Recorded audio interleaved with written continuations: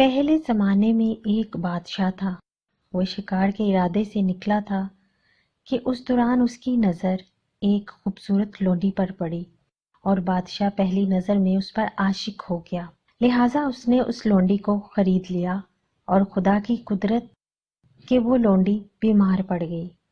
معالجوں کو طلب کیا گیا تاکہ لونڈی کا علاج معالجہ ممکن ہو سکے۔ معالجوں نے کہا کہ ہمارے پاس ہر مرض کا شافی علاج موجود ہے، لیکن انہوں نے ساتھ انشاءاللہ کہنا گوارا نہ کیا۔ لہٰذا اللہ تعالیٰ کو ان کا یہ رویہ پسند نہ آیا اور اللہ تعالیٰ نے ان کے علاج کو اپنی شفا سے محروم رکھا اور ان کے علاج معالجے سے کچھ وصول نہ ہوا۔ بادشاہ کی حالت غیر ہونے لگی، ادھر لونڈی بھی بیماری کی وجہ سے لاغر ہونے لگی۔ معالج علاج سے معذور ہو چکے تھے۔ یہ جان کر بادشاہ نے مسجد کا رخ کیا اور خدا کی حضور سجدہ زیر ہو گیا اور اس کی تعریف و تصیف سر انجام دینے لگا اور رو رو کر اس سے فریاد کرنے لگا۔ رحمت خدا بندی جوش میں آئی۔ ادھر بادشاہ بارگاہ الہی میں روتے روتے بے حال ہو کر نیند کی آغوش میں جا پہنچا تھا۔ خواب میں اسے یہ نوید سنائی گئی کہ ایک اجنبی شخص آئے گا اور وہ لونڈی کا علاج کرے گا اور اس کا علاج بفضل خدا جادو اثر ہوگا۔ بادشاہ اس اجنبی کا منتظر رہا۔ بالآخر اجنبی آن پہنچا۔ بادشاہ نے اس کا استقبال کیا۔ بادشاہ نے اس اجنبی مہمان سے ملاقات کی اور عاجز و انکساری کے ساتھ پیش آیا اور اس سے مدد کی درخواست کی۔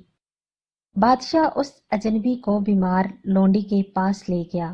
اس نے لونڈی کا معائنہ کیا اور یہ انکشاف کیا کہ معالجوں نے اسے جو دوا دارو دیا تھا وہ درست نہیں تھا، کیونکہ وہ جسمانی طور پر ٹھیک ہے بلکہ دل کی بیماری میں مبتلا ہے۔ لونڈی کے مرض سے آشنائی حاصل کرنے کے بعد اجنبی نے بادشاہ سے کہا کہ میں تنہائی میں لونڈی کے ساتھ بات چیت کرنا چاہتا ہوں۔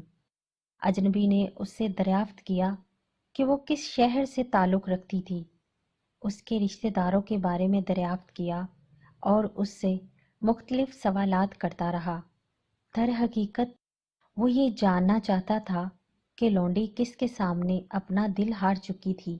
لونڈی کے ساتھ اجنبی کی بات چیت کے دوران اچانک کسی موڑ پر شہر سمرقند کا ذکر آیا۔ اس شہر کا نام سن کر لونڈی نے ایک ٹھنڈی سانس لی اور اس کی آنکھوں سے اشک بہنے لگے۔ اس نے اپنی داستان سناتے ہوئے کہا کہ وہ اس شہر میں ایک تاجر نے مجھے امیر کبیر سنار کے ہاتھ فروخت کیا، جس نے مجھے 6 ماہ اپنے پاس رکھنے کے بعد دوبارہ فروخت کر دیا۔ اس تذکرے پر لونڈی کے چہرے پر زردی چھا گئی۔ اجنبی نے لونڈی سے اس سنار کا نام اور پتہ دریافت کیا اور اسے تسلی دی کہ فکر نہ کرو، تیرا مرض میں سمجھ چکا ہوں، اب تیرا مرض انشاءاللہ رفع ہو جائے گا۔ اجنبی نے لونڈی کے مرض کے بارے میں چند ایک حقائق بادشاہ کو بتا دیے اور بادشاہ سے کہا کسی ایلچی کو سمرقند روانہ کیا جائے جو سنار کو انعام اور اکرام کا لالچ دے کر دربار میں لائے تاکہ اس کو دیکھ کر لونڈی کی جان میں جان آ جائے۔ بادشاہ نے 2 ایلچی سمرقند روانہ کیے جو اس سنار تک جا پہنچے اور سنار کے فن کی تعریف کرنے لگے اور بادشاہ کی جانب سے کچھ انعام و اکرام اور سونا چاندی اسے پیش کیا اور اپنے ساتھ چلنے کے لیے کہا۔ وہ بیوی بچے کام کاج شہر اور گھر بار وغیرہ سب چھوڑ کر ان کے ساتھ چل پڑا۔ اسے بادشاہ کے حضور پیش کیا گیا، اس کی قدر و منزلت سر انجام دی گئی اور اسے ڈھیروں سونا دے کر شاہی زیورات اور ظرف سازی کی ہدایت کی گئی۔ اجنبی نے بادشاہ کو مشورہ دیا کہ لونڈی اس سنار کے حوالے کر دی جائے، لہٰذا بادشاہ نے لونڈی سنار کے نکاح میں دے دی۔